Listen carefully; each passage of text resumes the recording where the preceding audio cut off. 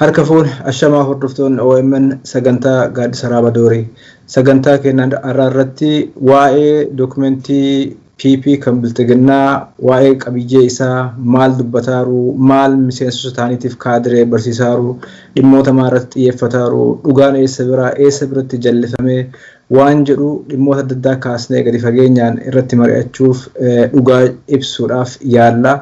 Marii kanarratti namoota sadii kan argamnu Dr. Jamal Hebano USA irraa, Ziyaad Abdullee USA irraa akkasumas USA irraa, Annasru Hasan Neezerlaand irraa, gama teeknikaan Adil Usmaan nu wajjin jira. Haga dhuma sagantaa keenyaatti nu wajjin tura isiniin jenna.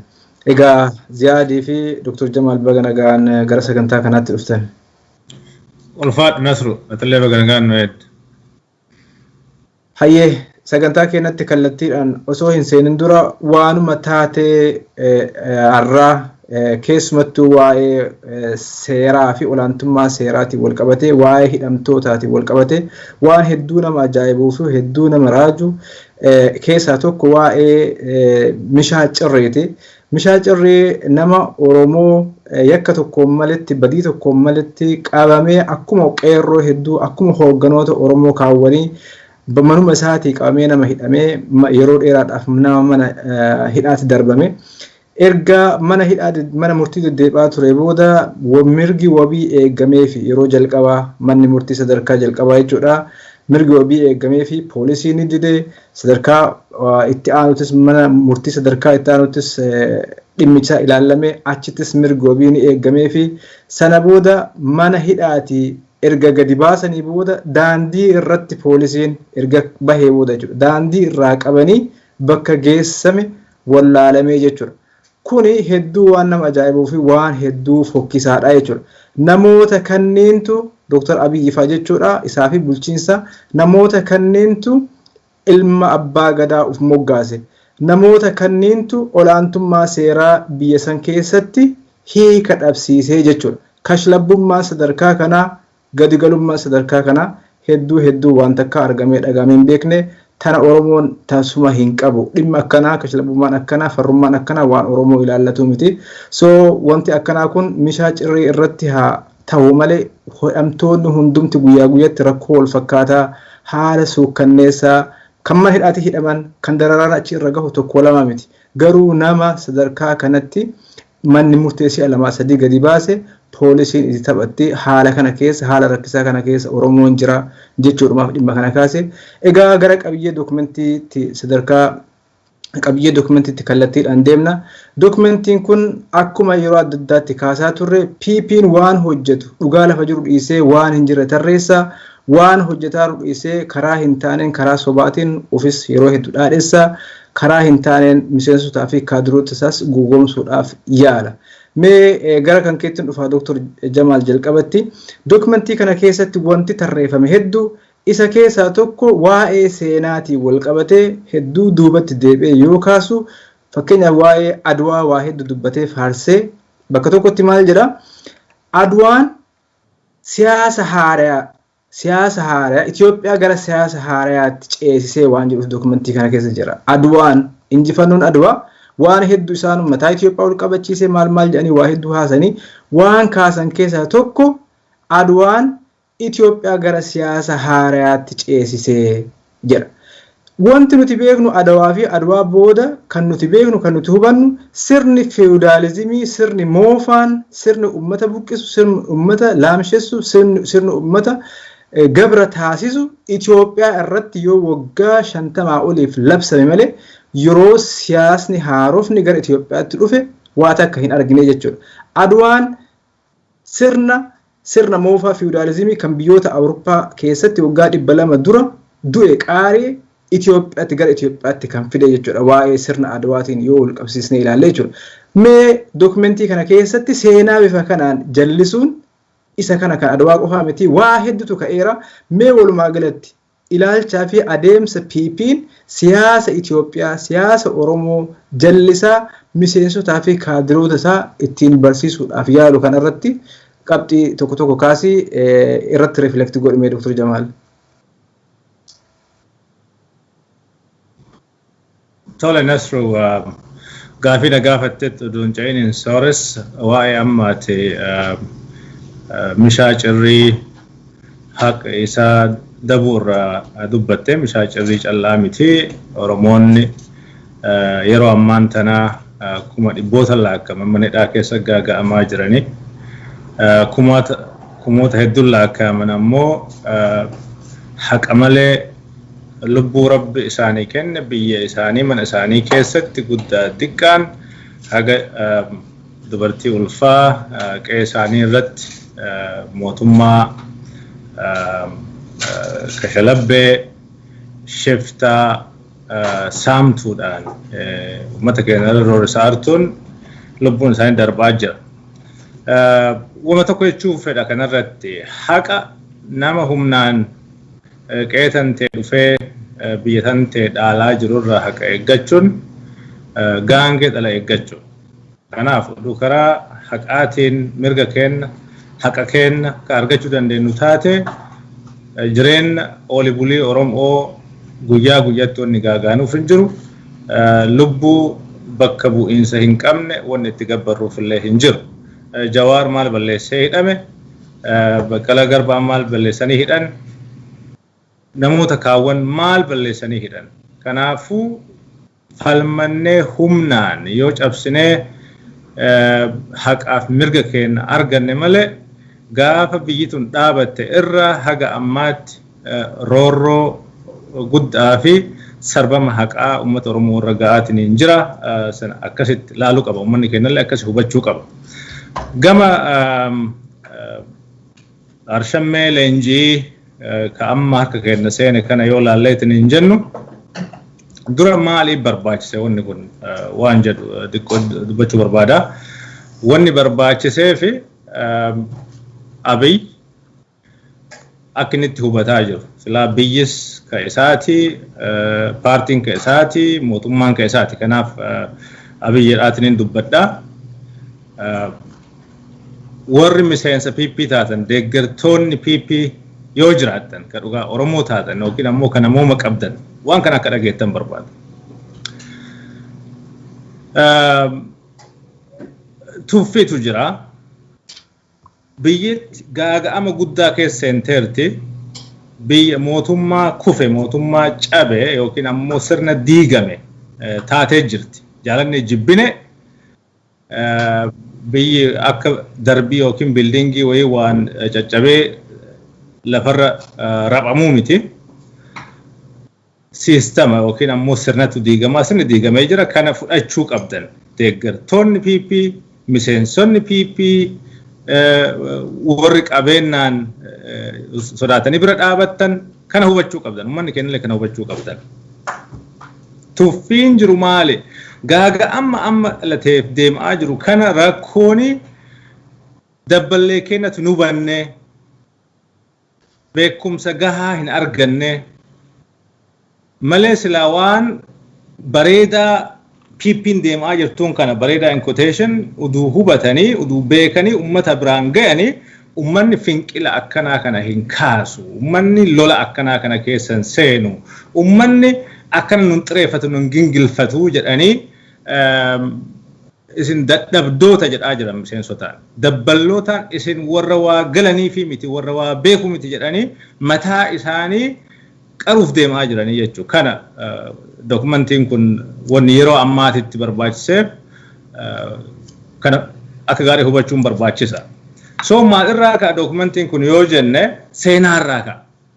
Seenaa inni irraa ka'u akkuma Abiy jalqabarraa haga dhaalee jechuun jiru Itoophiyaan biyya guddoo turte biyya kabajamtuu biyya biyyaan olii seenaa waggaa 3 qabdu adda ammoo mootummaaleen dura darban fakkeenyaaf EPRDF yookiin TPLF biyyateen hin salphifte salphinna kana keessaa baafnee bakka durii sanitti bakka Sillaasee bakka Minilik sanitti deebisuu qabna bakka Teodiroos sanitti deebisuu qabna waan jedhu.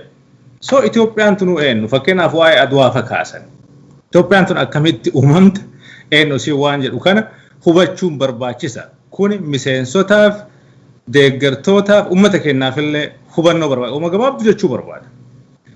Aduwaan waraana Minilikii fi waraana Xaaliyaan jidduu godhame uduun taane harka duubaatiin waraansa warri Faransaay fi warri Ingiliz wal waraane. Faransaay Minilikiin qaxaratte. Minilik qaxarama. Loltuun inni Oromiyaa irraa uummata Oromoo irraa guuree deeme sun marti biyyi Itoophiyaa jedhamtu tun tiyyaa isii tiffadhaa jedheetimi ka deemee waraane. Diina Xaaliyaan jedhamu tokko qabaa isatu biyyattiin dhaalaa jira jedhee ofirraa ka'ee sirna ofiitiin qarooma ofiitiin ideoloojii ofiitiin sirna gadaa yeroo san itti buluun ka'eetii miti ka duule.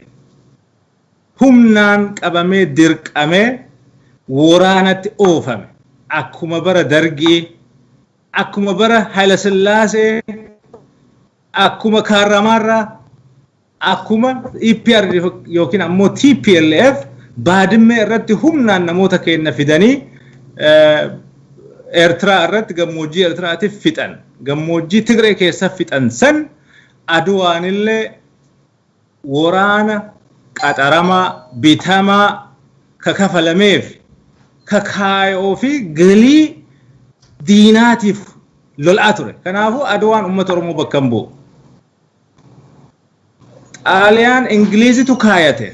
Ingiliiz humnaan yaadaa waa hedduun gargaaraatiin hin turte. Leenjii diplomaasii biyya Awurooppaa Ingiliiziin gargaaraa turte. Italy was a watchdog for British. Eritrea keessa jira. So yoo gara Minilikii dhufnu ammoo Minilik meeshaa waraana the rifles rasaasa leenjii loojistiikii kana hunda ka kennaafii ture Faransaay. Faransaay fi Ingiliz ammoo loluun barbaanne. Xaaliyaanillee akka biyya san qabattu hin barbaanne biyya Itoophiyaan tana maaliif because of the Nile River. Wanni kun marti biyya Itoophiyaa jedhamtuun ta'u uumamte biyyoota sadiin French, British, English, mainly British if English because of the Suez Canal. Suez Canal ka amma Mediterranean fi Galaana Diimaa waliif fullaasu. Isa san 1869 Faransaaytu qote, Faransaay hojjate financially dadhabde French. Bulchiinsa karaa kaanaalii san gara kiiloomeetira 200 ta'a Mediterranean Red Sea waliin mure markaboonni keessa yaa'an. So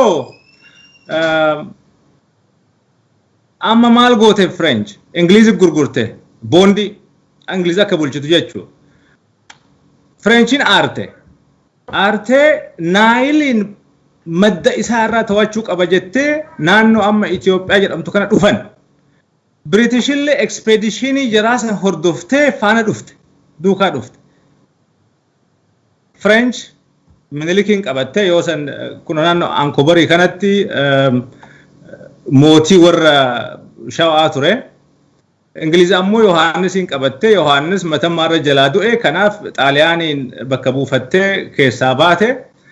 Akkasi jarri tun walloluu waraana yoo ka wallolan taate biyya Afrikaa kawan koloneeffachuuf deemaa jiranii projektiin sun jalaa bada. Projektiin sun akka jalaa hin banneef jecha wal waraansa dhiisanii lafa amma naannoo Naayilii kanarra walloluu dhiisanii madda isaarra walloluu dhiisaniiti namootuma naannoo san jiran waraana itti hiinee akka bulchan goona gubbaarraa garuun to'anna jedhanii Minilikiin ufafoo qabanii jechuudha. Minilik OPDO French ture yeroo sanitti. Nama dandeettii ogummaa siyaasaa qabullee miti. Nama biyyi maal akka taate beekullee miti. Wanni inni beeku waraana goobaz alaqaa maarra jedhan kana ta'ee risoorsii adda addaa namoota ollaa jiran dhahee horii irraa saamu waan akkasiiti. San bal'inaa yeroo biraatti deebuu dandeenya. Eenyummaa Minilikiif maal akka inni ta'e. So Aduwaa wanni jedhamu kuni waan Oromoo bakka bu'aatii miti. Kabiraama maqaa Itoophiyaa jedhamu kan isallee fudhachuu qabna. Maqaan Itoophiyaa jedhamu kuni dhiifama naa tana itti wal godhuu barbaada. Diigin goonu yaa Itoophiyaan nama Oromoo tokko mee biyyatee maqaan eenyu jetteen qajeelchee maqama san waamuu hin danda'u. Itoophiyaa jedhee waamuu hin danda'u. Attam namni biyya ofii maqaa waamuu hin dandeenye yoo biyya isaa taate. Maqaan maqaa Giriikiti. Ka itti moggaasellee nama Xaaliyaaniiti. Ka yaada jalqaba kaase Francisco Crispi nama jedhamu. Xaaliyaaniin bakka bu'ee Finfinnee ture. Naannoo Finfinnee anyway naannoo san ture. Achi nama konsuleetii Xaaliyaan keessa jiru Saamlimbeen nama jedhama. Augusto Saamlimbeen nama jedhamuuni naannoo Afrikaa kana warri koloneeffatoonni marti isaanii maap yookiin kaartaa kaafachuuf deemaa jiranii. Kanaafuu naannoo amma Itoophiyaa jedhamtu lafa amma nu keessa jiru kana ka Frenchii fi Ingilizillee irra jiran kana waan warri Awurooppaa fudhatu yaada mishaa biyya qara of dandeette ancient kingdom Christian kingdom idea jedhu kana barreessinee warra Awurooppaatti haa dhiyeessinu. Maqaa kanallee ammoo Itoophiyaa haa jennu. Laali Baayibilii keessa jira Itoophiyaan kun. Akkasiin fuudhanii Itoophiyaadhaanii xalayaa san barreessanii karaa xalayaaniitiin akka dhiyaatu godhanii jechuudha. Kun yaada Minilikiituun torre. Minilik Itoophiyaa waan jedhamtuyyuu hin beeku. So Itoophiyaan waan feekii wayiiti, waan kijibaati, waan kijibaan ijaaramtee kijibaan hagadhaa jirtu.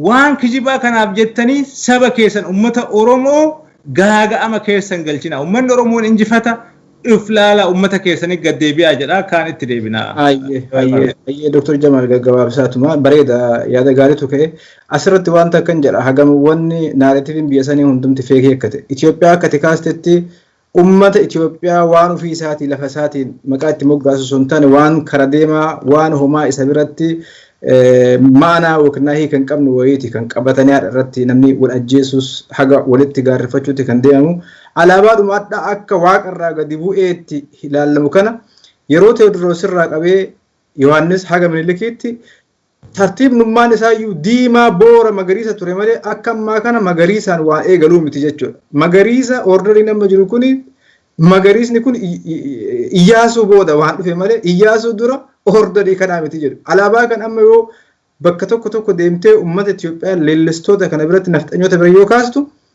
miti Iyyaasuu irraa eegalu waan waaqa biraa yookiin yeroo Baayibiliin bu'u waan waliin bu'e wayii fakkeessaniiti kan dhiyeessanii jechuudha.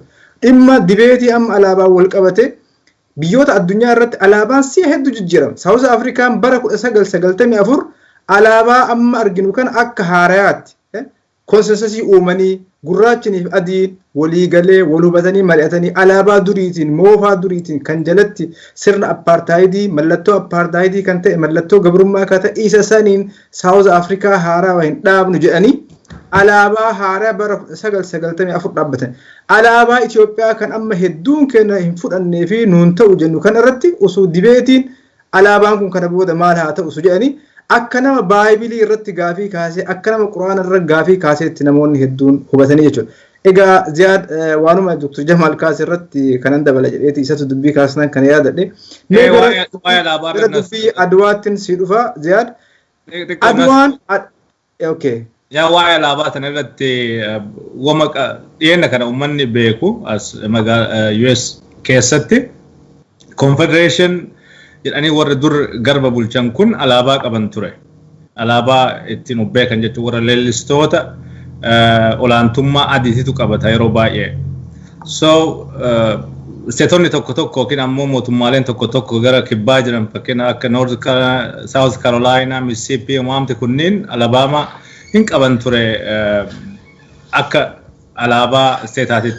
So sammara baan godhani amma dhiyeenya kan sammara akka bakka public ta'etti namni individually qabachuu hin danda'a mataa isaatiin mirga isaatii garuu bakka public ta'etti akka qabachuu hin dandeenye seera baasee isteetummaan waan cunqursaatii waan gadaantummaa saba tokkoof olaantummaa biraa agarsiisu jedhaniiti akka mallattoo nama addaan diiguu tokkootiif fudhatanii dhogganii jirani. Kuni uummata qaroome biratti waan guddaa miti jedhee yaada kee gibbisuu barbaadeeti. Hedduu galatoomii Dr. Jamal. Mee Ziyaad gara keettiin dhufa.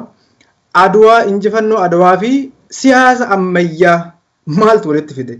Nuti aduwaa booda kabeenyu yoo xiqqaate Itoophiyaan waggaa 50 fiudaalii mooftu caccabdu ajooftu turte. Amma ammootu kitaaba kana keessatti leenjii amma laataan kana keessatti siyaasa ammayyaa fi aduwaan walitti dhufee jechuudha.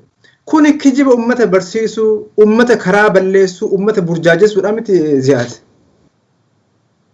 Galatooma akka yaada bal'aa kaaftanii jalqaba irratti qabxiin waa'ee obboleessa keenya Mishaa Cirrii suni fireemworkii bal'aa ol'aantummaa seeraa waliin wal qabatee ejjannoon mootummaan amma jiru tarkaanfachiisu maal fakkaata jedhuun osoo laallee bareeda natti fakkaata. Maali jennaan qabsoon uummanni Oromoo waggoota dabran gaggeessaa ture kuni qabsoo salphaa miti. Waan bira dabrineef yoo irraanfanne malee qabsoo baay'ee jajjabaa ture kan qeerroo Oromootiin gaggeeffame. Gaafa wayyaanee gara biyya isiititti erginu namni hin amanne to be honest. Warra caasaa OPDO keessa jiran kana haga dhiibaa turre kallattii garaagaraatiin haga kakaasaa turre lakka gabrummaa jalaa bahaa isin hin fayyadu jarri kun inuma godaanu haa turan isaa bulan isinuma godaanu jennee kallattii garaagaraatiin kadhataa turre. Dhumarratti eega kallattiin qabsoo uummata Oromoo gara injifannoo cehuu isaa arganii hubatanii booda qabsoo kanatti akka waan makamanii fakkeessanii opportunity sanitti fayyadaman jechuudha. For them maybe uummata Oromoo ittiin gowwoomsaniiru jedhee yaada for that moment jechuudha. Maaliif jennaan yeroo san wanni jarri jedhaa turte aangawoonni amma olaanuun biyyatti wanni jedhaa turan maal akka ta'e hundi kennaa hin beekna. Commitmentiin fudhatan waadan galan maal fa'a akka turan uummanni sirriitti beeka waan yaadachiisnu miti. Waan hedduu wanni jedhamaa ture. Wanni yeroo san jedhamaa ture uummata keenya waan baay'ee abdachiise. Maybe immoo uummanni biyyattii saniitu sabab sablammiin biyya saniitu biyyuma san keessattuu akkuma reefis jettan kana rakkoo guddatu jira Itoophiyaa tanaan wal qabate. Akkaataa sabab sablammoonni biyya san keessa jiran akkaataa warri kaabatii fi warri kibbaa Itoophiyaa san itti ilaalan seenan biyya sanii akkaataan ijaarsa biyya sanii garaagarummaa guddaa qaba hin beekama kun. Waan 1991 irratti illee bara 1991 irratti illee irratti mari'atamaa ture hin beekama. Wanni Itoophiyaan gara sirna federaalizimii akka dhuftu isii taasise rakkoo seenessuu biyya saniiti. Akkaataa seenaa biyya sanii itti ilaallutu akka independent states ijaarannee autonomous states ijaarannee biyya tanaayyuu seenaa isii ka dhokatillee ka jirullee walitti finnee biyya tana itti fufsiisuudhaan dandamachiisuu ka jedhu ka'umsi biyya sanii. Waadaa galame keessaa waadaan tokko waadaa ol'aantummaa seeraa lafa qabachiisuti. Kan garaana nyaatus kan ol'aantummaa seeraa lafa qabachiisu jechuun hiikon isaa maali? Ol'aantummaa seeraa jechuun naannoo keessaa bahan gooluu, hirriba dhoorguu, qeerroo lafaa ol dhufan guutuu hidhuu without reason namni sagalee ofii dhageeffate qofaaf yaada ofii ibsate qofaaf morme qofaaf kan hidhamu yoo ta'e ol'aantummaan seeraa akkamitti dhugoome jennee dubbachuu dandeenya.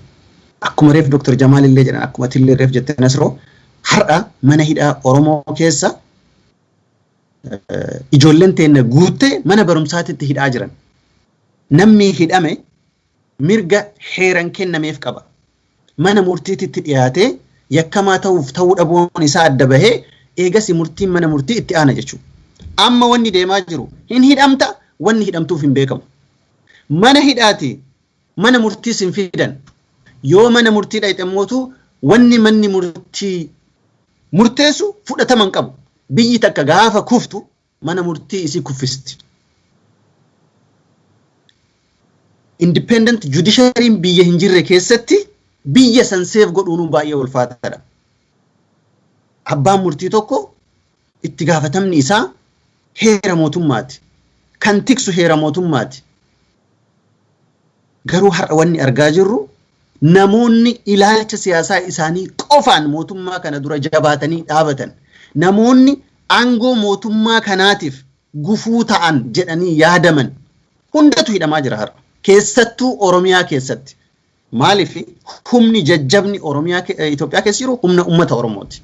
Humna qeerroo Oromooti. Humna kana cabsuu barbaadu. Humna kana cabsuuf immootu waan hunda fayyadamaa jiru. Wanni mishaa cirrii irratti ta'es akka mishaa cirrii akka nama tokkootti osoo hin ta'in comprehensive ilaalamuu qaba akka waliigalatti wanni jedheef kana jechuudha. Hidhaan Jawaaris, hidhaan Baqqalatis, hidhaan ilmaan Oromoo mana hidhaa keessa jiranii hundaatu yakka gogaa biraatiin yakka biraa dhiisne wanni amma hojjetamaa jiru kun kallattiidhaan ilaalcha siyaasaa tokkicha sanuu humnaan tokkicha yoo jennu baay'ee ilaalchi siyaasaa amma Itoophiyaa keessa jiru ilaalcha siyaasaa nama tokkooti. Ilaalcha siyaasaa nama tokko garee ol aantummaa ofii deebisuuf xaaru waliin walitti hidhatamee godhamaa jiru. Wallaalee haa godhu, beekaa haa godhu, Rabbi haa beeku. Akkanatti mul'atutti akka uummanni Oromoo bal'aan jedhaa jirutti wanni amma deemaa jiru aanatu isinii beekadha. Tuffiidha. Karaa kana malee karaan biraa Itoophiyaan ijaaruudha. Kanaafuu akkasitti fudhatamuu danda'uu qaba waan jedhu qaba. Wanni leenjii kana wal qabatee achi keessatti immoo wantoonni amma kaaste leenjii san keessa dokumentii san keessa wantoota jiran keessa tokkoffaa leenjiin mataan isaatu dhugaa Itoophiyaa keessa jiru awwaaluuf socho'uudha akka kiyyatti. Har'a Itoophiyaan madaala nama sammuu qabuutiin yoo laalte madaala instituushinii garaagaraatiin dhaabbilee idil addunyaa garaagaraatiin yoo laalte madaala biyyoota gugurdataniitiin yoo laalte akkaataa biyya tan itti ilaalaa jira yoo laalte fi wanna mootummaan godhaa jiru yoo laalte walitti dhufu. Biyyi tuni kufaa jirti. Biyyi tuni karaarraa gortee jirti. Biyyi tuni yoo dhaabattee of hin ilaalin, yoo reconciliationii haqaa fiduu hin danda'in, yoo garaagarummaa siyaasaa biyya san keessa jiru walitti fiddee araarsuu hin danda'in, kophaa isii ceehuu hin dandeettu. State collapse isii mudatuu danda'a waan jedhu irra deddeebi'anii dubbataa jiru. Dhimmi nageenya wal qabatee Oromiyaa keessatti jiru waan eenyumtuu haaluu hin dandeenye. Jarri miidiyaa Oromoo haa uguran malee har'a waan Oromoo ka dubbatu miidiyaan tokko lamaa miti. Addunyaa mara warga'ee jira. Dhimmi Oromoo ajandaan Oromoo waan beekamuuf jechuudha. Ajandaa soolidii waan qabuuf jechuudha. So kana dhoksuudhaaf akka waan rakkoon nageenyaa biyya san keessatti dhalataa jiru. Gaaga'amni siyaasaa biyya san keessatti deemaa jiru dadhabina kaadiree mootummaa, dadhabina raawwachiisuu, dadhabina hidhuu fakkeessanii waan afur bu'uura godhatanii leenjisuu eegalan. Wanni isaan leenjisan biyya tasgabbeessuudhaan waan wal qabatu osoo hin ta'in paartii siyaasaa kana lafa qabsiisuuf achi keessatti caasaa isaanii keessatti namoota ayidiyoolojii kana ni qeequu malan dura dhaabbachuu malan jedhan filter ittiin gochuuf nama waan isaan jedhan question godhu karaan kun nu baasaa jedhee nama gaafatu nama isaan dura dhaabatu karaadhaan maqsuuf leenjii taa'amaa jiru jechuudha. Achi keessatti dhimmi seenessuu burqaan isaa ayidiyoolojii hordofamaa jiru. Ayidiyoolojiin hordofamaa jiru ijaarsi biyya tanaa ka Minilik eegale suni hin xumuramnee sakaalamee jira. Kanaafuu isa xumuruu qabnaadha. Akkaataan itti xumuruuf deeman akka fedhe haa ta'u. Maybe at individual level mirga dhugoomsinaa maali jedhanii wantoota garaagaraa kaasuu danda'an. Wanni deemamaa jiru garuu Itoophiyaa tana akkuma reef isinillee jettan Itoophiyaan guddoo turte. Taarika guddaa qabaachaa turte. Itoophiyaa guddoo san deebisnee guddoo goonadha. Assumption isaanii ka'umsi isaanii jechuudha. Wanni sabaaf sablammoonni biyya sanii guutumaan guutuutti dura dhaabatan ilaalcha fokkataa kana Itoophiyaan guddoo hin turre.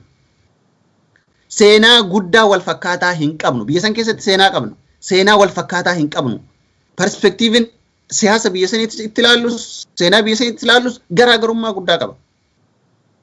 Argite Adwaan maaliif akka hojiirra oolaa ture? Injifannoon Adwaa jedhamu suni maaliif akka hojiirra oolaa ture? Propagaandaa kamiin oofamaa akka jiru everybody knows. Namni martuu ni beeka.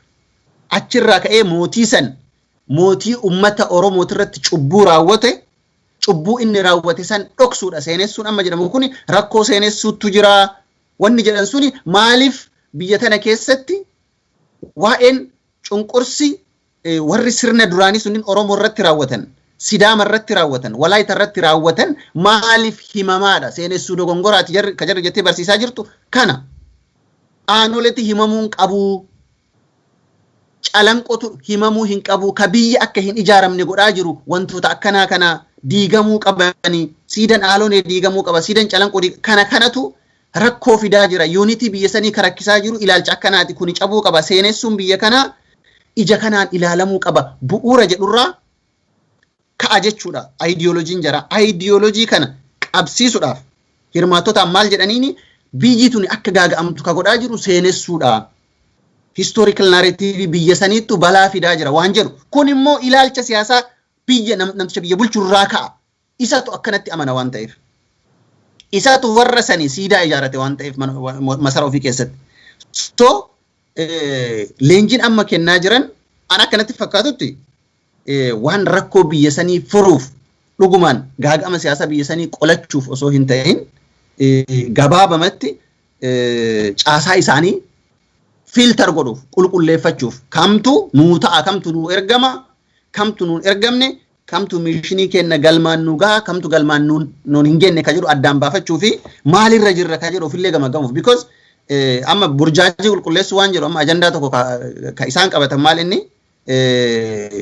namni burjaajeera caasan kenna burjaajeera waan jedhu qaban caasa miti ka burjaajee namaa miti ka burjaa namatu moo clear taafii dhufe mootummaan kun eessa akka dhaabate mootummaa kanaa waliin eenyufa akka dhaabatan ummata clear taa dhufe caasaa mootummaa keessa jiraniifillee clear taa kanaaf nama 200 ol kaari'an jechuu isaanuma keessa caasaa isaanii keessa kanaafu kana excuse fayyadamanii warra narrative san fudhatu qofaan biyya akka ofii barbaadutti qaacessuu barbaadu kanaafu ani kanumatti ilaala completely reality siyaasaa biyya san jiru ignore godhu natti fakkaata kun immoo guruun waan godhu natti fakkaata ayye Ziyaad hedduu galatoomee ulfaadhu egaa waa'ee himataan seenaatiin wal qabatee dhimmi ijoon tokko amma rakkisaan akkuma walii galaatti akka leenjii Oromiyaa irratti kennamu haa ta'u akkuma walii gala biyyaatti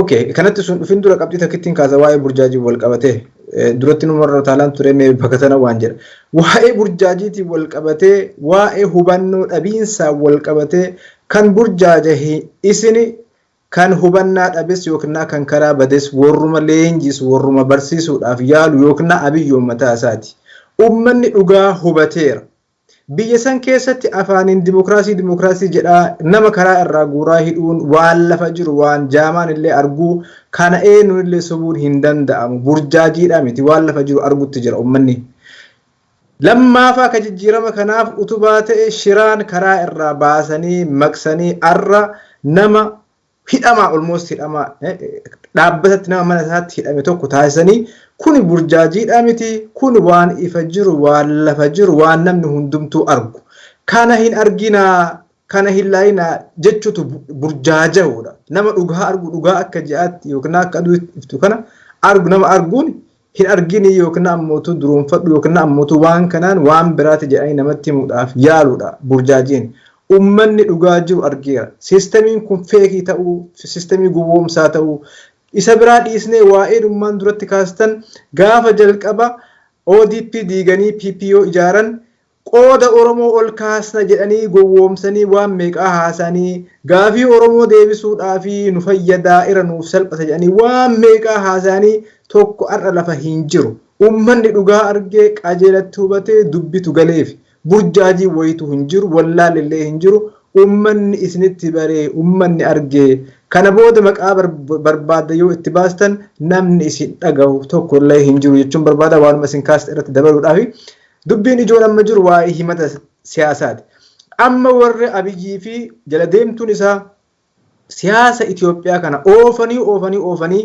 narrative yookiin himata nafxanyaa qofatti gadi buusanii jechuudha tuffii irraa dhufaa sa'aatii kanatti waa hundumti deemee haga even Oromoonuyyuu biyya kanaayyuu hin dhufne yookiin ammootu daka gara kibba Itoophiyaa kanarraa dhufee lafti amma Oromoon irra jiru kunuyyuu tan Oromootii miti jedhanii haga sadarkaa saniitti wal amansiisu haga sadarkaa saniitti barsiisu haga sadarkaa saniitti leenjisu ti gadi bu'ame jechuudha kun himata Oromootii miti himata nafxanyaa warra waggaa dhibba hedduuf Oromoo jibbaa Oromootti hinaafaa Oromootti falfalaa ture. Ragaan lafa jiru, ragaan qabatamaa lafa jiru yoo namni alaa dhufe jiraate Itoophiyaa tana keessa sabni akka sabaatti yookiin hiddi isaanii alaa dhufe yoo jiraate warra biraati Oromoodhaa miti. Seenaan kan akka gaariitti agarsiisa. Ifin ragaan DNA illee waan kana karaan ittiin sappoorti godhu jira. Mee seenaadhuma lafa jiru haa kaasnu. Seenaa Oromootii fi afaan Oromootu isa Amaaraatiif Tigree caala afaanii fi seenaa Oromootu kan beeja saba Eertiraa fi Suudaan keessa jiruun wal fakkaata. Afaan Oromootu kan Tigreetiif kan Amaaraa caala isa Saahoo yookiin Iroobiin kan cinaadhaan Tigraay keessa gamkaaniin baay'inaan Eertiraa keessa jiraatuun wal fakkaata. Afaanii fi aadaa Oromootu isa Agaawutiin wal fakkaata. Isa Amaara ollaa arra akkam jiru kanatti isa Amaara ollaa Agaawu bulu caala aadaa fi afaan Oromoo isa Boorana jiraatutu kan Agaawutiin, kan Beejaatiin, kan Saawutiin saboota gara kaabaa jiraataniin wal fakkaata. Waa'een afaanii fi aadaan Oromoo Somaaleen, kan Sidaamaan, Hadiyyaan, kan Affaarii wal fakkaatu homaayyuu miti. Amma waan ji'oogiraafikaalii yoo xiqqaate jaarraa 100 waan wal cinaa jirruuf homaa miti.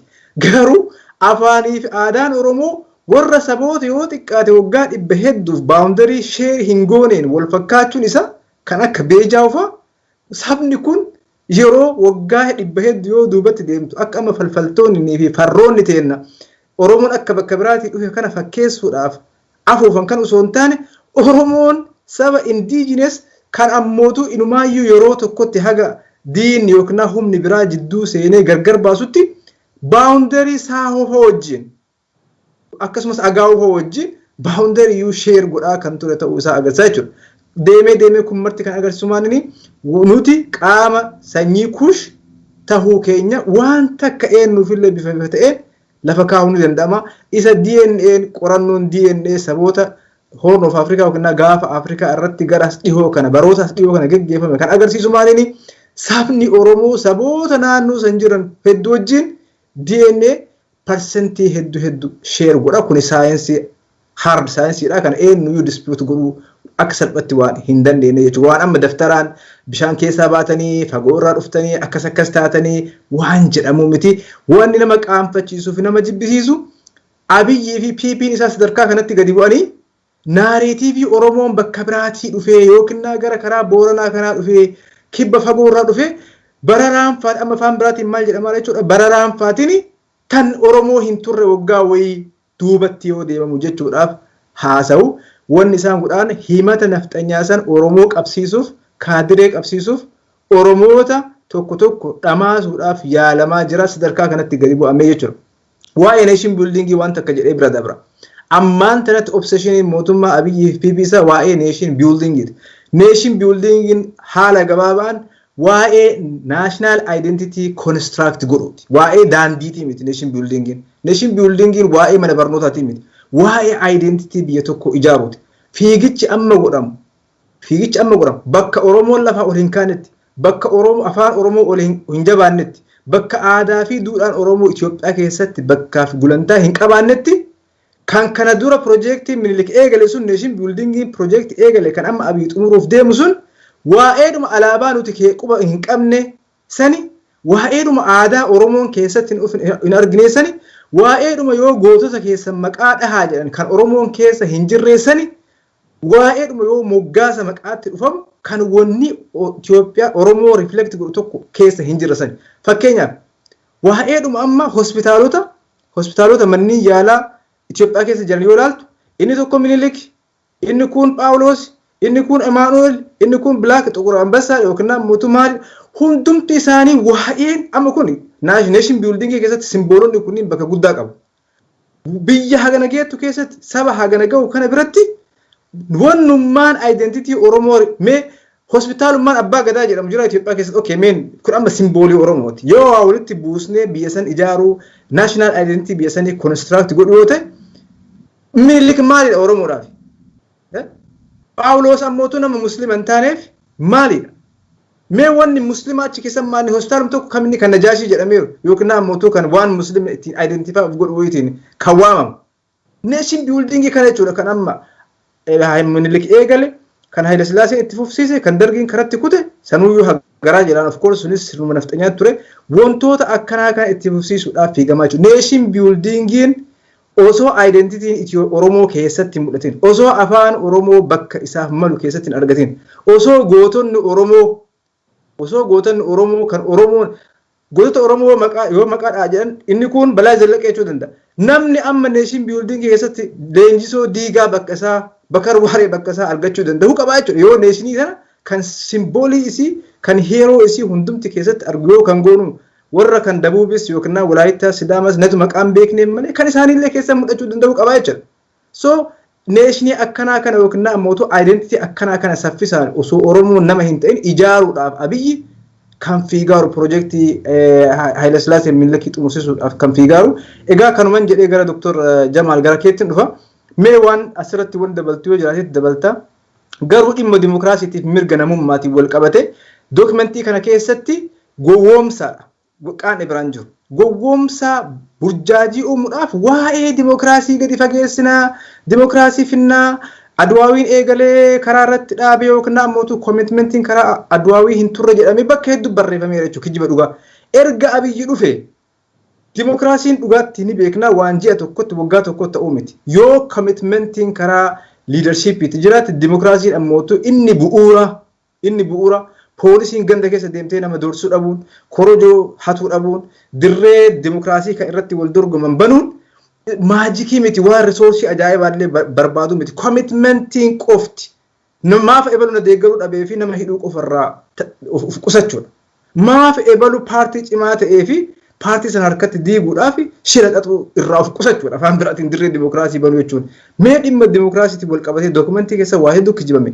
Dhugaan lafa jiru waggaa tokko waggaa lamaan dabre kana maaltu mul'ataa ture waa'ee paartilee siyaasaa gufachiisuu, namoota isaan morman hidhuu, doorsisuu, qeerroo namuma tariin hin deeggaran jedhan kuma meeqaan karaarraa guuranii hidhuudhaan wal qabate wanni ta'aaru akka dookumentiin kun kijibuudhaaf yaalu kanammoo faallaa dimokiraasiiti kan Abiyyi hojjetaaru qabatamaa lafarratti Dr. Jamaal. Unmute godhe.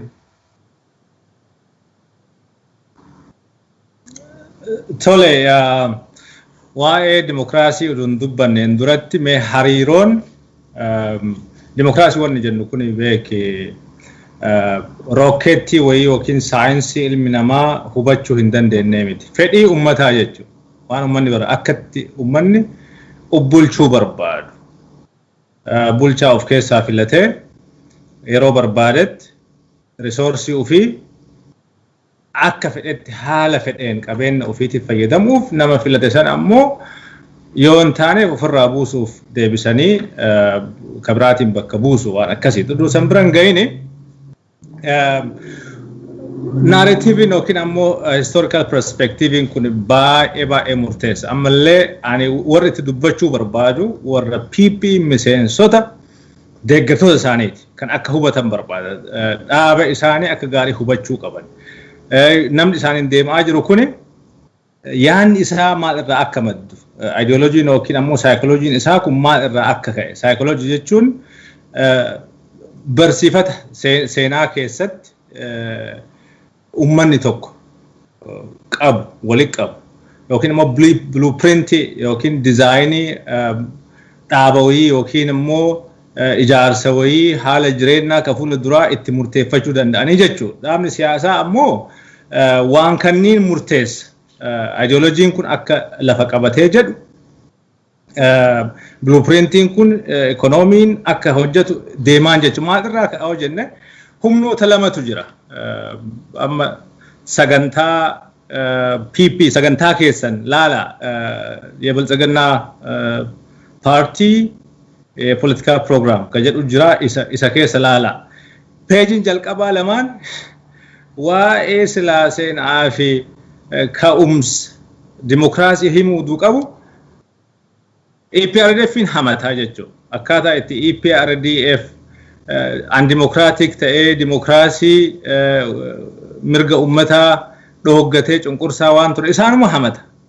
Ufii ammoo waan san sirreessu wanni isaan godhuuf lafa kaayatanii baay'een jiru wanni jedhan maal inni biltsiginnaa jedhan kaayoon isaanii biltsiginnaa yookiin ammoo duroomu saffisaan duroomu hiyyummaa balleessuu addunyaa irratti dorgomaa ta'uu dhiiroo kun dura bar nama eebjuu keessa jiru waan akkasii yaada. Dura sirni tokko ka sirraa'uu qabu siyaasaa gubba'aan the mode of production inni sirraa'uu qabu. Ijaarsa Itoophiyaa kana waa'ee nation building irratti bitaan mirgatu jira, humna lamatu jira. Humni lamaanuu akka sirrii hin taane ijaarsi ka'umsaa Itoophiyaa akka sirrii hin taane walii galan. Tokko ammoo akkamitti akka ijaaramuu qabu unitary sagantaa amma leenjii kana keessatti illee waan isinii himantu jira dubbisa.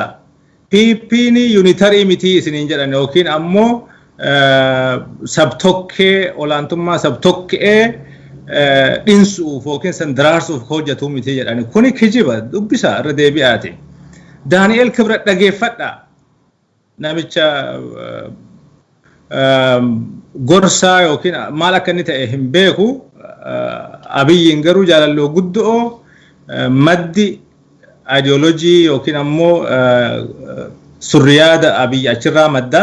Inni wanni jedhu Minilik jalqabee biraa deemeen xumurre nu ammoo waan Minilik jalqabe san fixuu qabna. Akkamitti fixna afaan Amaaraa afaan biyyoolessaa godhu national language officially don't have national language goona Oromoo Amaara wanni jedhamu hin jiru aadaan barsiifanni duudhaan marti kasaba sanii ta'utu sarra jiraata gama amantii illee akka argitee gama tokkotti harkisuutu jira kun ifaan qabatamaanii ortodoks agarnaat jedhee Abiyyi dubbatee jira kanallee uf gaafadhaa dhiiroo garamitti deemaa jira secularism uf gaafadhaa gaafii gaafadhaa sabni keessan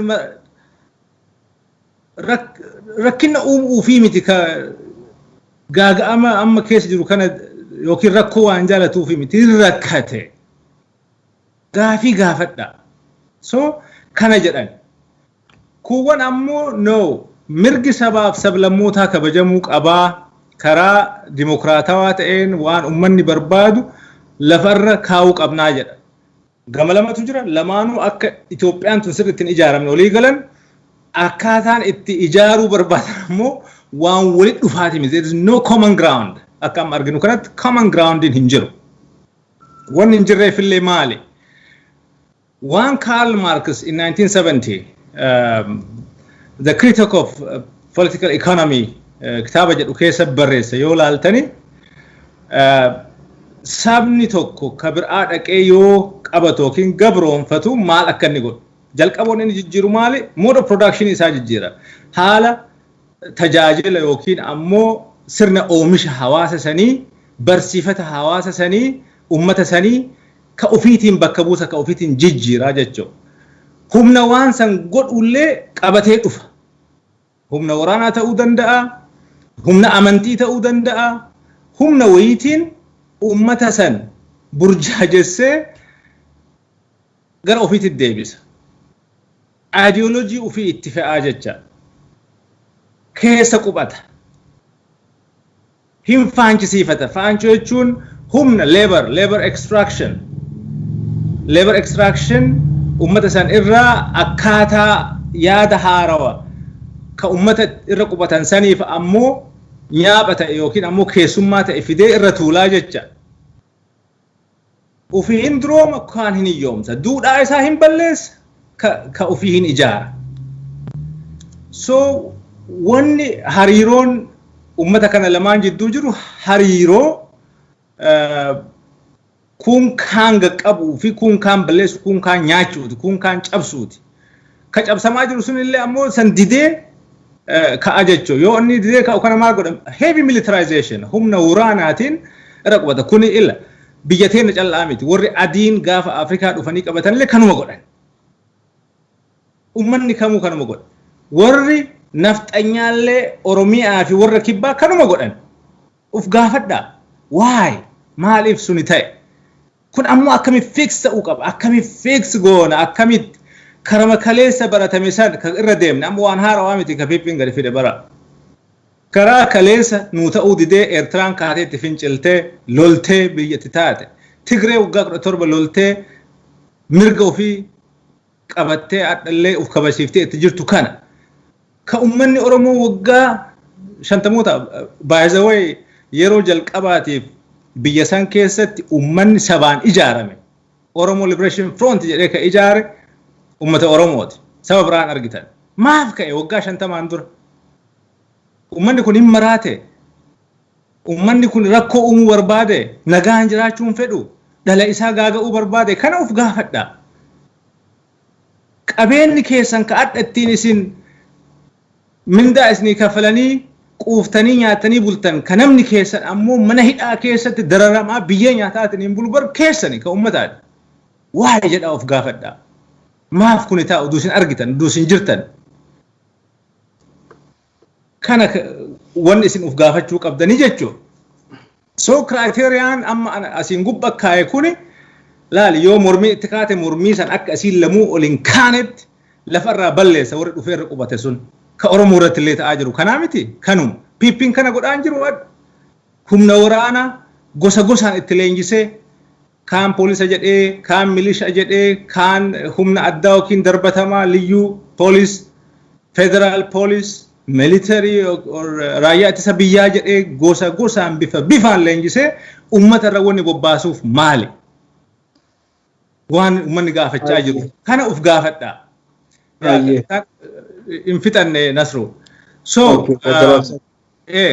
qabxiileen amma waa'ee dimokiraasiitii fi fakkeenyaaf achirratti wanni ka'u maali waa'ee Ihaadegiin hamata isiniin jedhe IPRDFin hamata sagantaan keessan ka PP hama kana keessatti akkitti isin amma sirreessuu barbaaddan gaafii sabaaf sablammoota akkitti deebisuu barbaaddan waa'ee seenaa kaleessaa kaasuu duuntaani baay'ee waa'ee seenaa uummanni Oromoo irraanfatee bira lufe biyya wali ijaaranna jedhee itti du'ee dhiigee abiyyiin barcuma irra kaa'ee bara dhiise waa'ee seenaa garuu akka Alii Birraa jedhe seenaan hiyyeessan beekaa irra bunne malee seenaan hiyyeessan qabu wanni aanoleen awwaalanii minilikiin boolla keessaa baasanii nuuf faarsaniif maal yoo tuffiin ta'in uf gaafadha isin eenyu gad so karaa obboleeyyummaa hin taaneen deebisaa ture IPRDF nu ammoo karaa obboleeyyummaatiin deebifnaadha mee isin gaafadha maal obboleeyyummaa jechuun post lammaa haga lammaa magarsaa pireezidaantummaa irraa ka'e sabboonaa meeqatu hafe Oromiyaa keessatti institution Oromiyaa ka uummata sabaaf sablammoota Oromiyaa keessa jiran yookiin uummata Oromoo tajaajila kennan kamtu hafe obboleeyyummaan barattoota Oromoota yuunivarsiitii barattu naannoo Amaaraa keessatti akka bofaa mataa keessa tumanii ajjeesu kana obboleeyyummaa jechuun uummata Oromoo Girrisaa Aramaa sabboonummaan uummata Oromoo xiqqeessa jedhanii dhaadhessu obboleeyyummaan paartii Oromoo hunda itti duulanii haga adda akka uummanni Oromoo instituushinii hin qabanne godhu obboleeyyummaan karaa kanaan deebi'a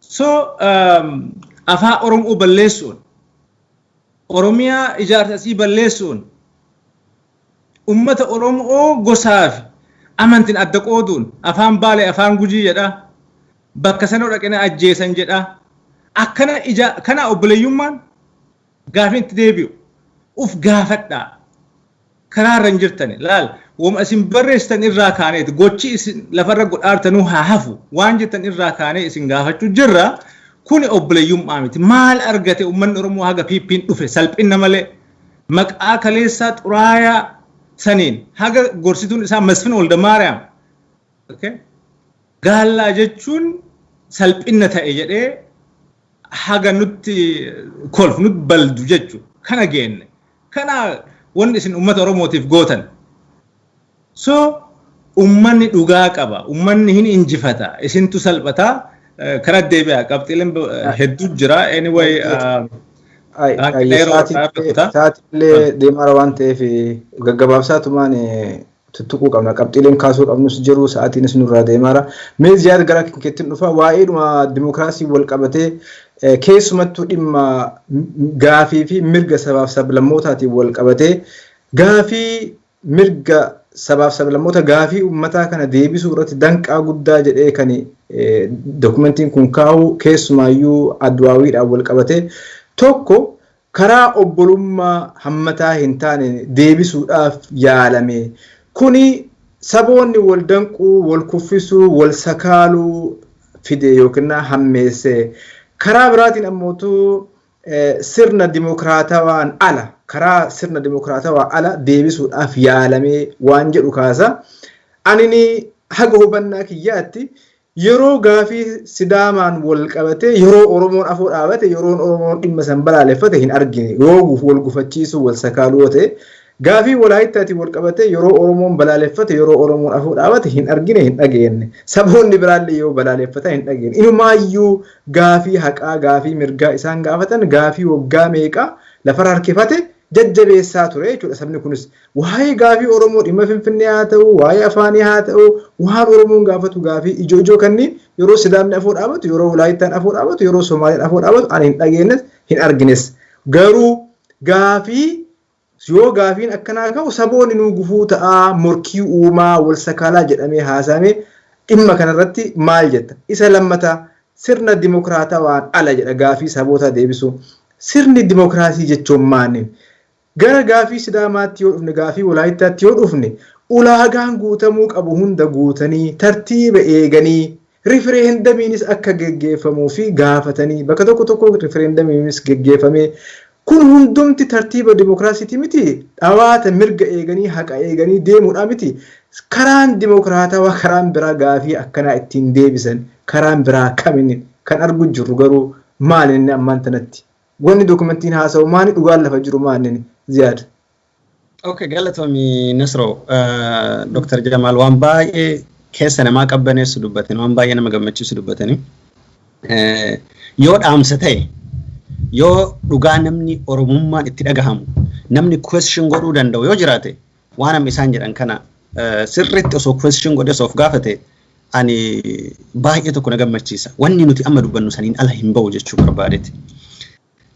Tokkoffaa Adwaawii hamachuun eegaluun intentioniin isaa maalinidha? The big question.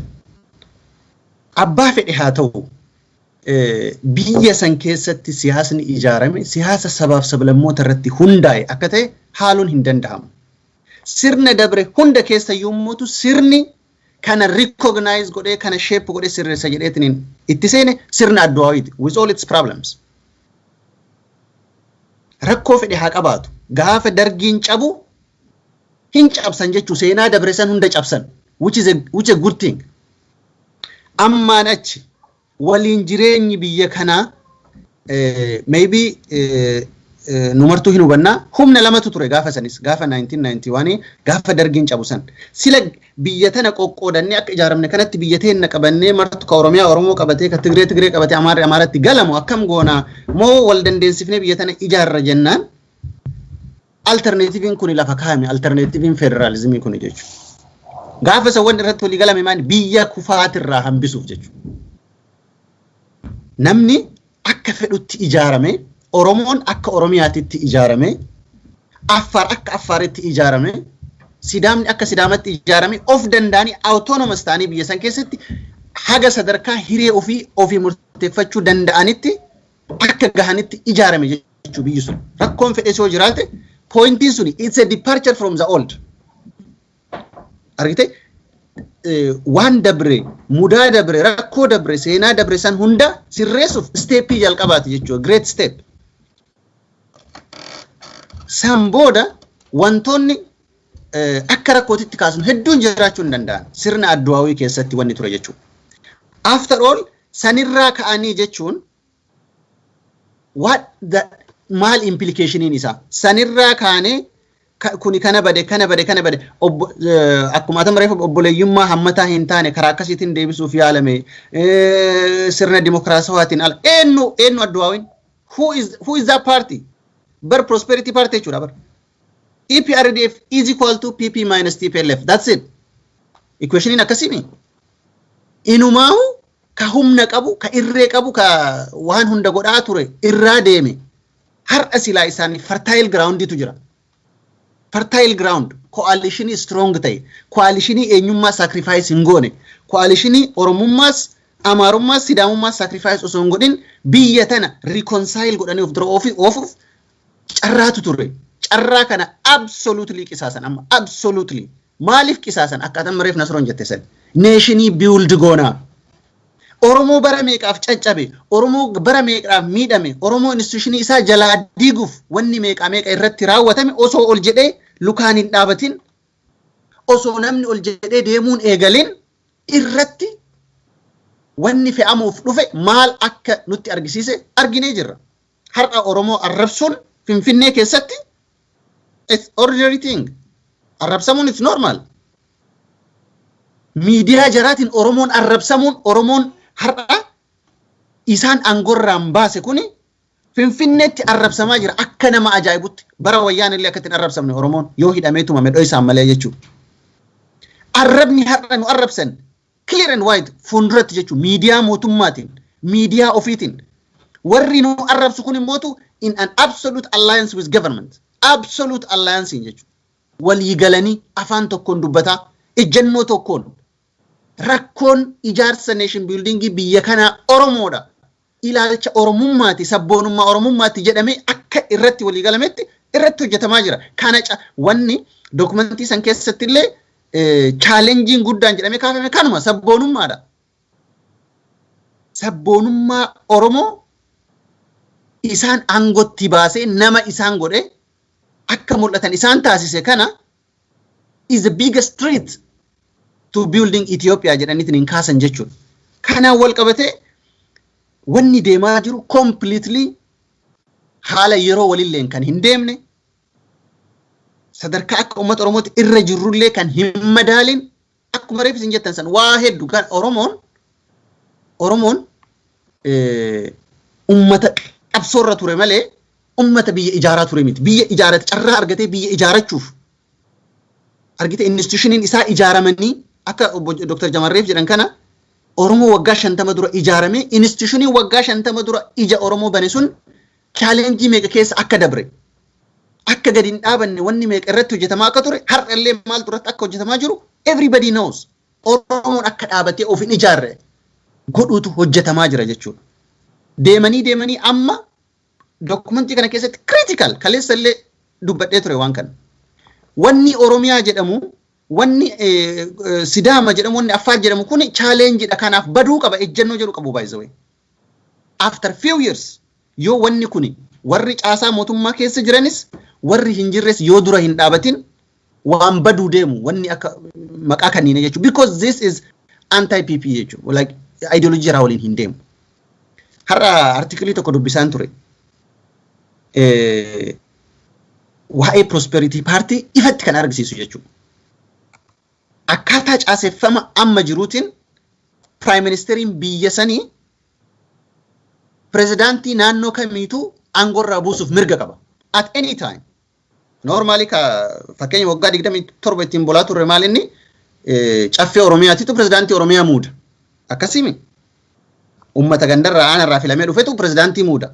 Loojikiin sun amma hojjetu. At any time prime ministeriin namni kun membership party kanaa irratti gufuu ta'eera jedhee yaade akkuma Lammaa Magarsaa ari'an kanatti ari'uu danda'u prezidaantii fedhan jechuudha. Assume namni ati Oromoodha Abiy Ahmed Oromoodha jettee yaaddu Abiy Ahmed lubbuudhaan borosoo bade namni achirra taa'eetiin prezidaantii sumuudu eenyuun akka ta'e kamitti beekta?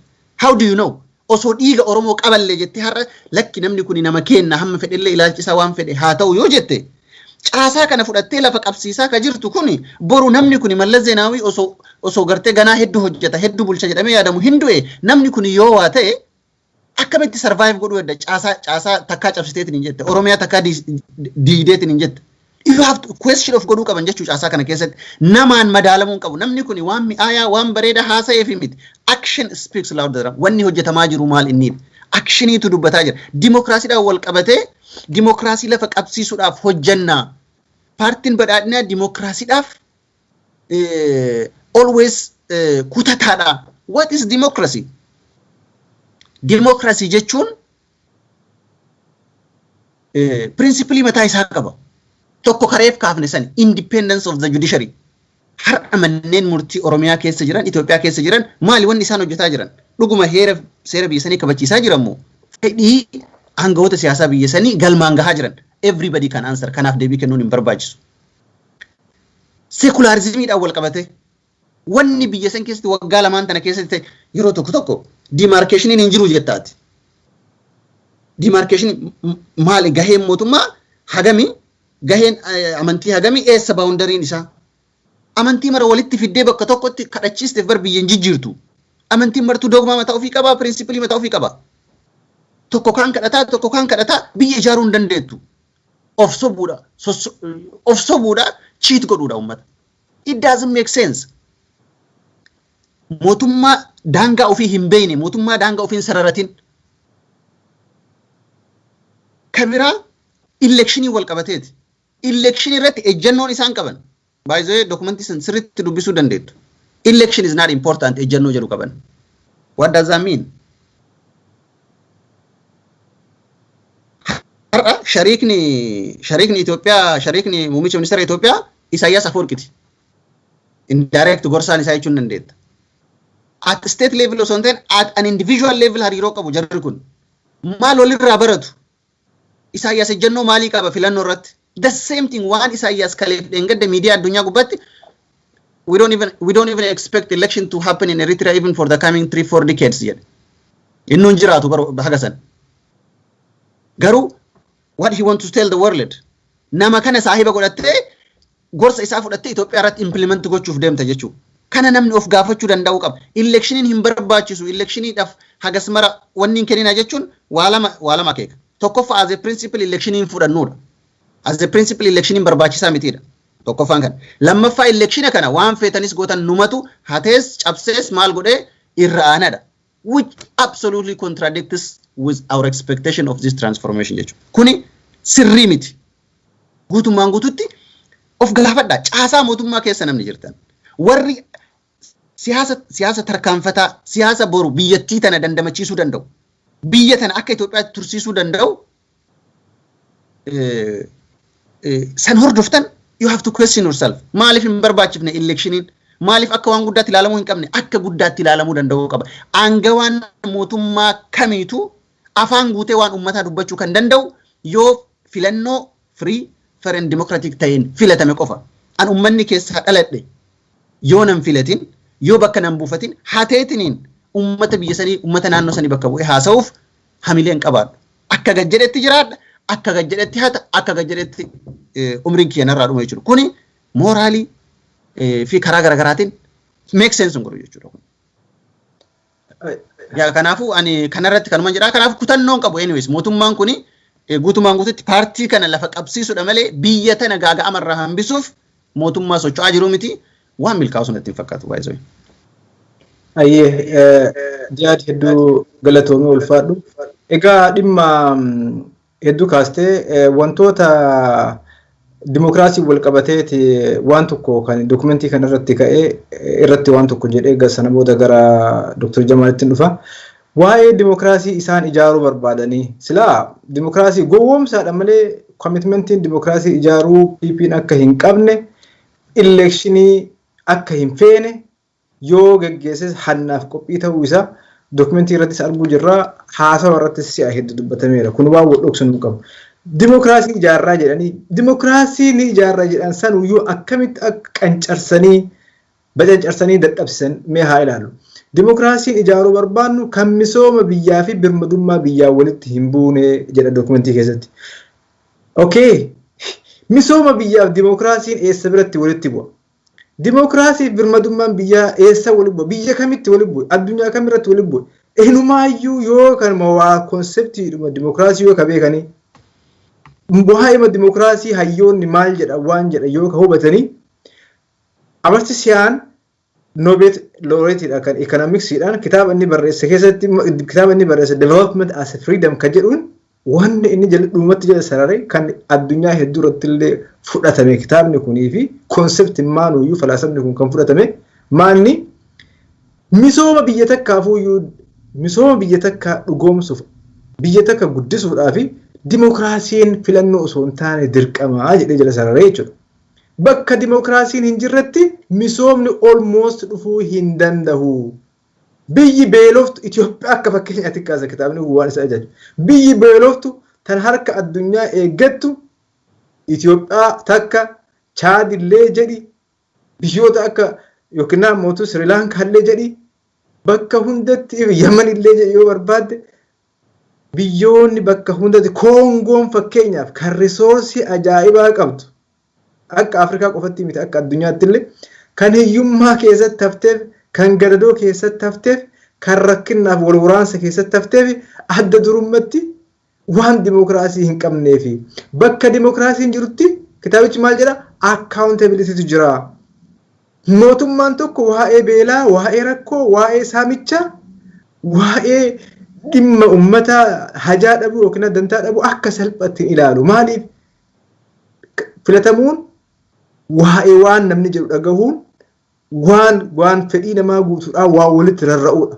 Yoo uummata hin dhageenye, yoo gaafii uummataa hin deebisne, chaansii filatamuu tasumaayyuu hin qabdu. Chaansii uummata bulchuu waan hin qabneef filatamuudhaaf jecha dimookiraasiin elekshinii ala dimookiraasiin ijaaramuu hin danda'u tasuma. Elekshinii feekii gaggeessuu dandeetta garuu dimookiraasii elekshinii sana hagamuu jibbitu, hagamuu xireeffattu, elekshinii sanitti dhaqxu malee dimookiraasii waan jedhamu tasuma hin yaadamu. So elekshiniin hedduu murteessa. Dimookiraasiin guddina biyya tokkoof, misooma tokkoof, misoomni even biyyoota akka South Korea, biyyoota akka Taiwan fa'aatti illee dimookiraasiin hanga tokko haga sadarkaa wayii ture. Inumaayyuu bara 1980 booda gara dimookiraasiitti ce'anii biyyoonni kunneen gara dimookiraasiitti ce'anii jechuudha. Achumattuyyuu developmentii amma arginu kana guddina amma arginu kana bira gahuudhaaf biyyoonni kunuyyuu akka amma abiyyi haasawu akka amma abiyyi ittiin nu burjaajessu akka amma dheengadda addawaaween ittiin Itoophiyaa rakkisaa kasaasaa turan kan osoo hin taane daddafanii waggaa 30 dura kan gara dimookiraasiitti biyyoonni kunneen ce'an. Addunyaan guutuun misoomni dimookiraasii alatti akka hin dhugoomne hubataniiru. Ammoo kitaabni fi falaasamni abiyyi mataan isaa maal jedheeti kan kaadiree barsiisuu kan dhamaasu dimookiraasii misooma biyyaatii walitti hin buune jedhan. Waa'ee birmadummaa biyyaas yoo kan ilaallu taate keessumaayyuu isa keessaa waa'ee nagahaa, waa'ee tasgabbii yoo walitti kafinnu kan birmadummaa biyyattii balaarra buusu abbaa irrummaadha. Kan birmadummaa biyya takkaa gaagamaaf saaxilu natu sii beekaadha. Ana qofatu beekaadha. Waanuma hunda anatu beekaa natti dhiisaadha. Hayyoonni bakka hin qabanii, beektonni bakka hin qabanii, paartileen kuuwwan bakka hin qabanii, waa hunda natti dhiisaadha. Dhimma abbayyaa irratti illee fidee gooriin akka biyyatti galtu kan goosisu yoo kophaa kan kee fiigde yoo hundumti namaa womaa isin ilaallatu qaamni biraa as keessa stakeholderiin biraa hin jiru ana qofa dhiisaa hojeetti dhadhattee kan goolii keessa galtee biyyas kasaarsitee ofisa mootuu kan salphistu birmadummaa biyyas kan mootuu qisaastu kan rakkoo irra buustu yoo kophaa kan kee akka abbaa irreetti anatu beekaan waa hunda murteessuudhaaf yoo fiigde yoo tattaafatte yoo dimookiraasiidhaan ta'e ammoo hunda hirmaachistee sagalee bitaa mirgaa akka dhaga'amuuf hiree laattee hundumtis yaada isaa gumaachee yoo ta'e dimookiraasiin innis seensi kanuma yookaan ammootu nama dhimma diinagdee irratti haa ta'u dhimma siyaasaa dhimma hawaasummaa waa'ee risoorsii biyyattii fayyadamuu irratti yaadi uummata keessaa gadi burqu dhufee gabaa bahee yaadni sun fudhatamee karaa saniin biyyi takka deemti yoo taate nagaaf tasgabbiin biyyattii sinqisa balaarra hin bu'u waa'een guddinaa waa'een misoomaas karaa kanaa qofaan kan mirkanaa'u so even as biratti illee jarrattiin kun waan hin taane waan hin fakkaanne haasa'uu kanuma jechuun barbaada asirratti mee Dr. Jamal gara keettiin dhufa dokumentii kana keessa yoo kijibaniif yoo uummata gowwoomsan paartii badhaadhinaa dhaabuun yookiin hundeessuun jijjiirama silaan harkatti kufu yookiin qisaasamuu malu milkeessuu irratti miilaan gadhaabuu irratti nu gargaareera jedhu jechuudha. Paartiin badhaadhinaa kan dhaabbate waggaa tokko amma waggaa takka gahe jechuudha. Itoophiyaan kan balaa irra kan duruu rakkoo keessaa baatee hin beektu. Duruu biyya san qaaqaa fi jeequmsi irraa fagaatee hin beeku. Abiyyi erga bilxiginnaa waan jedhamu kana dhaabee irra rakkoo keessa ofiillee seenee paartii isaallee balaa keessa buusee Itoophiyaallee gaagamaaf hokkaratti geesse moo osoo paartiin kun hin dhaabbatin dura mee oome isaan jedhan kanaan haa deebisuudhaaf yaallu. Isaan dokumentii keessa maal jedhanii kaadiree barsiisu paartiin kun rakkoo silaa keessa seenuu malu irraa nu baraareeraa jedhanii barsiisaa uummata kaadiree olii qabanii Paartii kana dhaabutu Abiyyii fi paartii isaaniitiif Itoophiyaa balaa keessa buuse moo paartiin kun dhuguma akka isaan jedhan rakkoo silaa dhufuu malurraa biyya sanii fi paartii isaanii kan Abiyyi hambise Dr. Jamaal. Unmute. Okay. Nasru wanni isaan jedhan dokumentichi guddaa gara fuula 25 jahaati.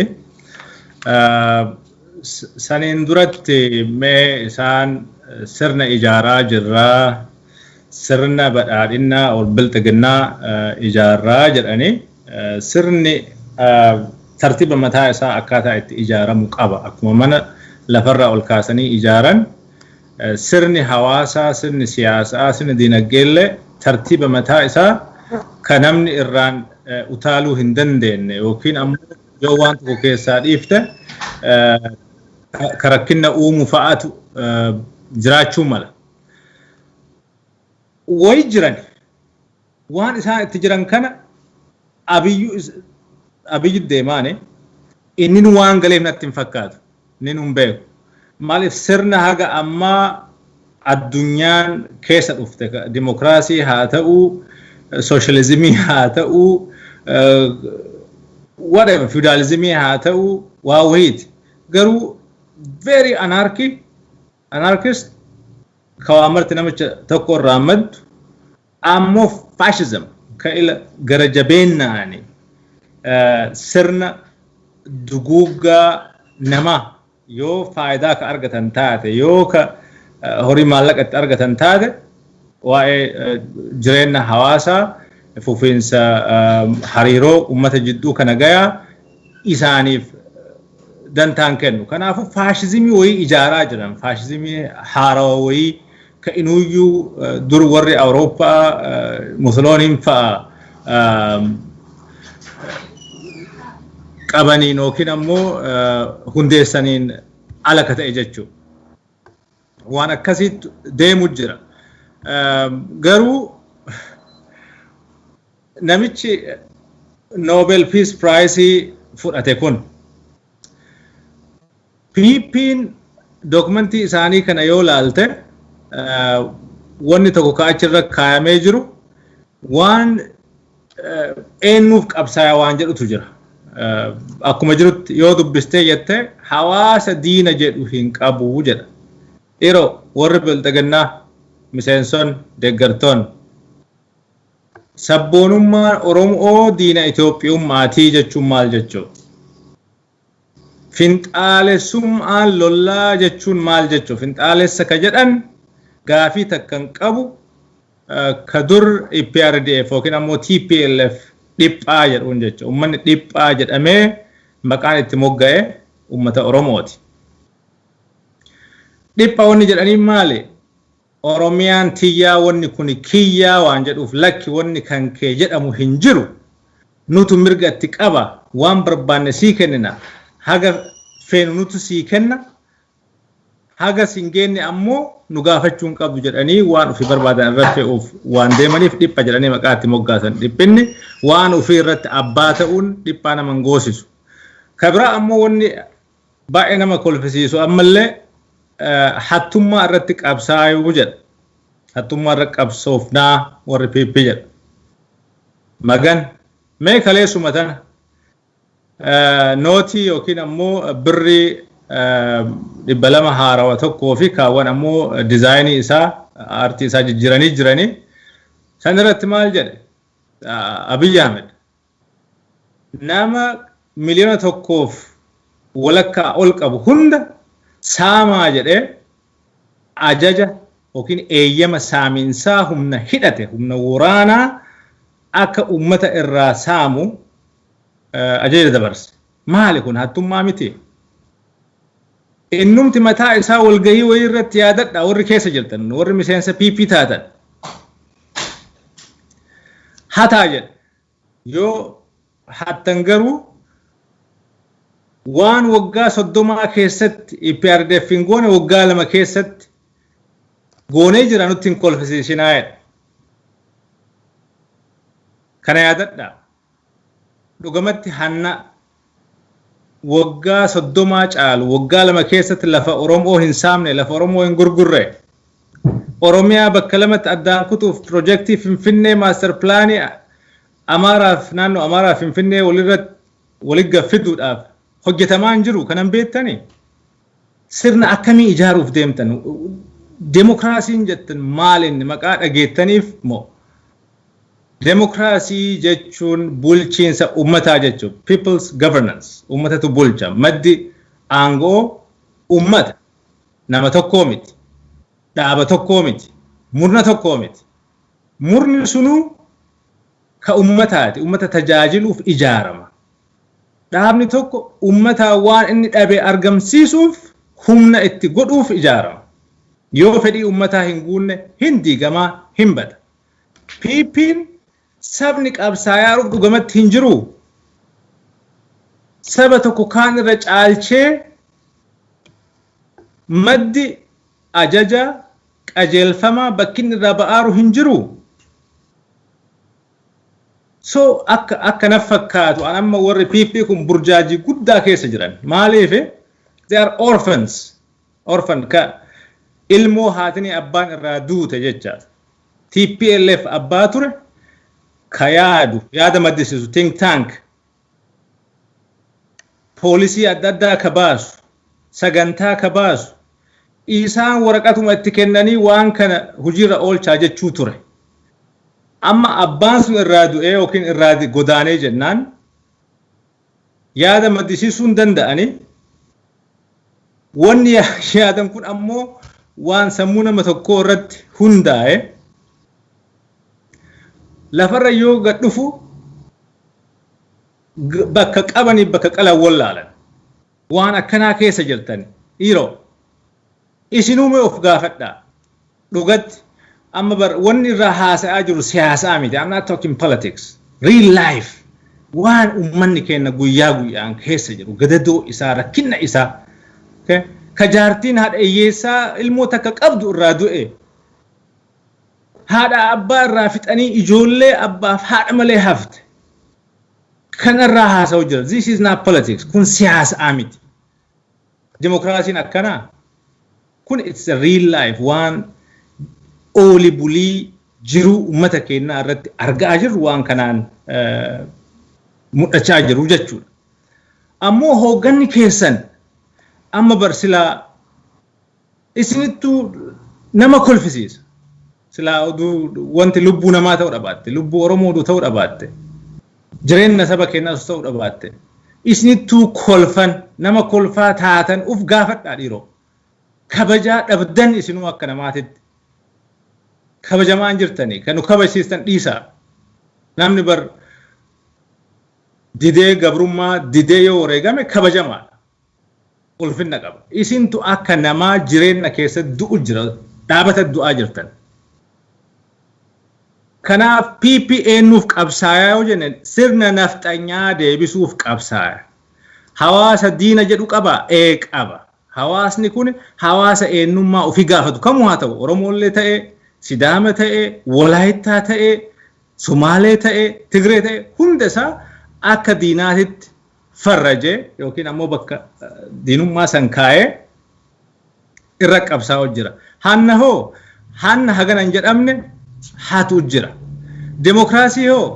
demokraasii laal ummanni Oromoo gaafa jijjiirama kana fidee Abiyyiin aangotti ol baasu waan barbaadus ture gaafii miti gaafiin qabu ummanni Oromoo amma gaafii jennee gad xiqqeessuu hin qabnu namni aangoo qabu ka waan ummanni Oromoo barbaadu harkaa qabu ka Oromoon irraa kadhatu ka gaafatu hin jiru fedhii qabu akka fedhee buluu jechuu waan fedheen nama fedheen buluu jechuu demokraasii jechuun heeruma mootummaa akka gaafsan jiruyyuu addan jiru diigameera PP'n akka itti ijaarame laala ummanni OPDOf sagalee kenna adda ka jiru PP jettan bakka sanitti heerri mogolfamee jira filmaata ani gama kiyyaan waan haga ammaa jiru irraa muuxannoo ummanni Oromoo keessa deemaa jiru irraa waan yaalame wareegama irra itti kafalle irraa gaafiin yookiin fedhiin uummata Oromoo filmaataan deebi'a yookiin ammoo rakkoon biyya sanii filmaataan deebi'a waan jedhu amantiillee abdiillee hin qabu. Garuu uummanni Oromoo referendamii mirga isaa gaafachuu haqatti qaba. Sanuu akkamitti dabarsan? Dhuga seerrummaan yookiin heerri jedhamu sun jiraadha. Maali ka eegamu biyya akka hin diigamne biyya eenna biyyi gaafa TPLF naannoo ofii qabattee hojjabbaate gaafa filmaata mataa isiitti godhachuu dandeette sirna dimokiraasii akka Nasruun dura jedhe dimokiraasiin filmaata malee jiraachuu hin danda'u filmaanni garuu dimokiraasii malee jiraachuu illee danda'a garuu filmaata godhatanii jiran heera kamtu kontraata social kontraata akkamiititu uummata kana walitti qabaatiin hin jiraadha humni waraanaa maal eeguuf maal tisuuf kontraata kamiin biyya tana walitti qabanii bulchuuf dimokiraasii karaa kamiin fiddan heerallee jijjiiruu akka uummanni barbaadutti deemsisuuf dimokiraasii barbaachisa uummata irraa ol ka'uu qaba naa tap down gubbaa gannama fe'uu duun taane anas si beekaa duun taane jalaa ol uummanni an kana fedha jedhee jalaa ol ijaaramuu qaba kanaaf wanni waraqaa kana irratti waa'ee caasaa gandaa olla jedhanii ka ijaaran tokko shanee sirna basaasaa kana hunda irratti xiyyeeffachuun barbaachisaa I don't think yeroo waan qabaannu natti hin fakkaatu kanaaf warri demokraasii wanni jedhamu hin jiru mirgi hawaasaa yookiin ka ummataa sarbamaa jira ka sarbaa jirtan isin salphina keessaan baane keessa seentanii jirtan already kuftanii jirtanii already gara ummataa deebi'a. Hayyee Dr. Jamal hedduu galatoomuu ulfaadhu sa'aatiin waan nurraa deemeef kana booda hedduu keessa deemuu hin dandeenyu silaa dhimmoonni kaasnee irraa mari'annu hedduutu jira. Mee Ziyaad gara kankeetti dhufaa isa dhumaa soo hiree siif hin kennin dura waanuma dokumentii kana keessa hedduu hafarfameef kijibee irratti qabdi takka laman jedha.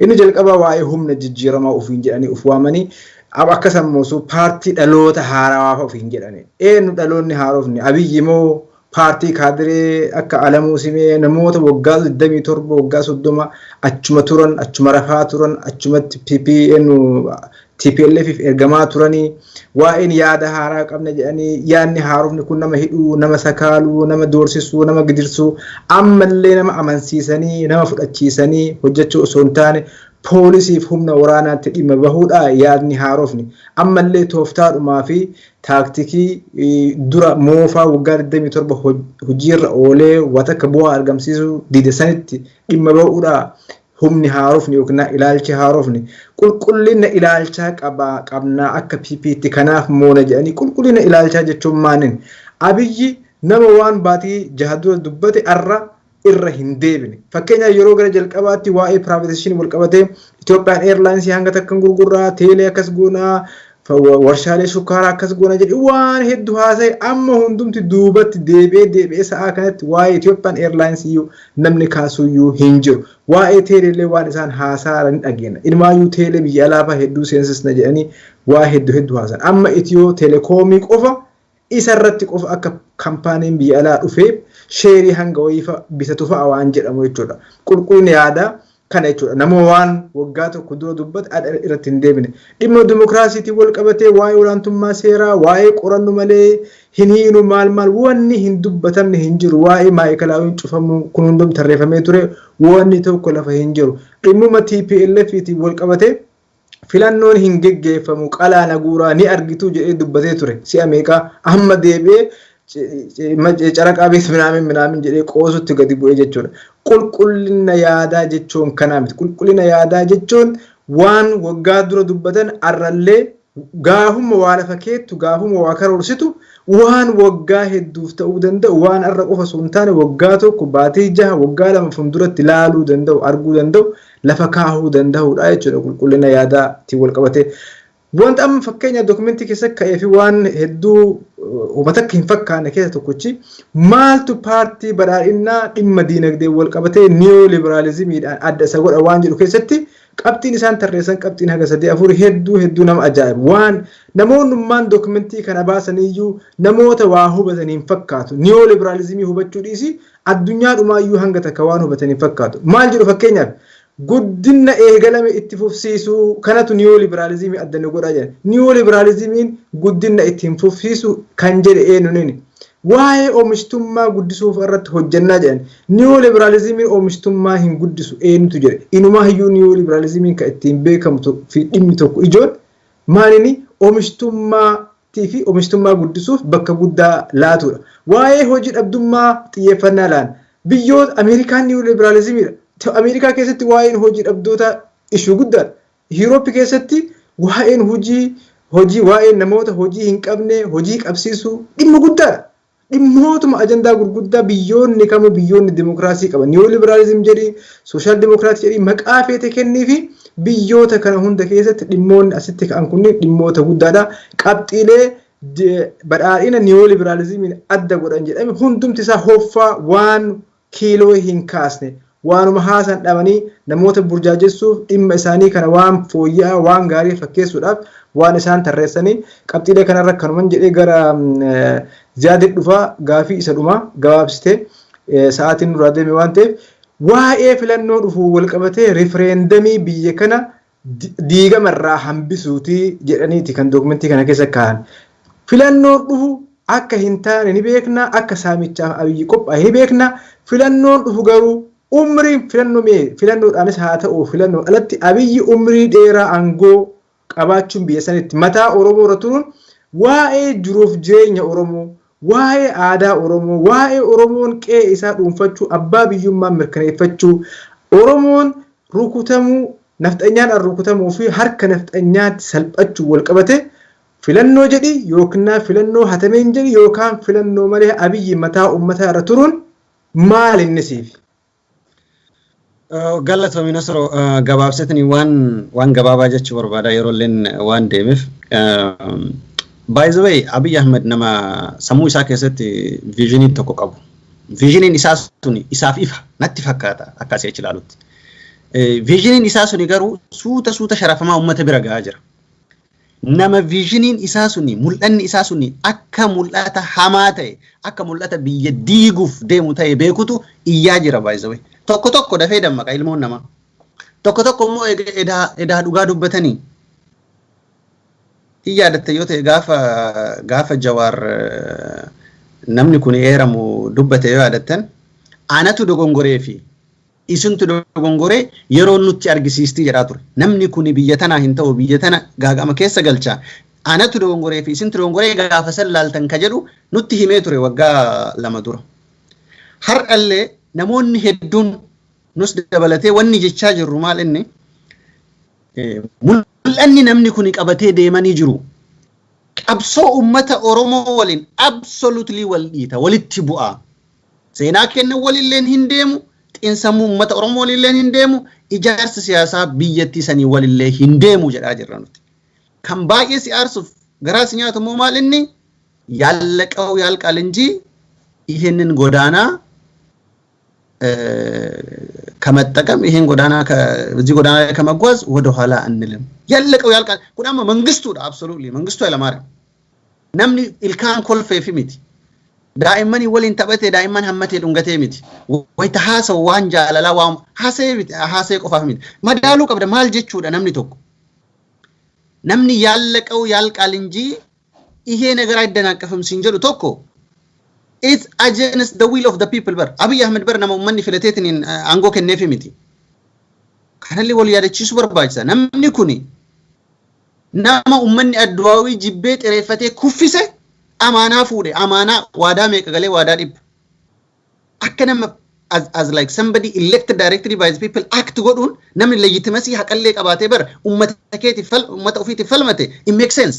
Because ummata bakka buuta namni ana na filate tokko yoo waan fedhe dubbadhe garaa isaa keessa dubbadha waan ta'eef ana waliin dhaabata argite osoo ofii mataa keeti elekshinii haqaatiin filannoo haqaatiin filamtee legitimacy ummata amansiisuu hin qabaatiin waan gurda hedduutti bo'uun kuni waan baay'ee nama qaanfachiisati.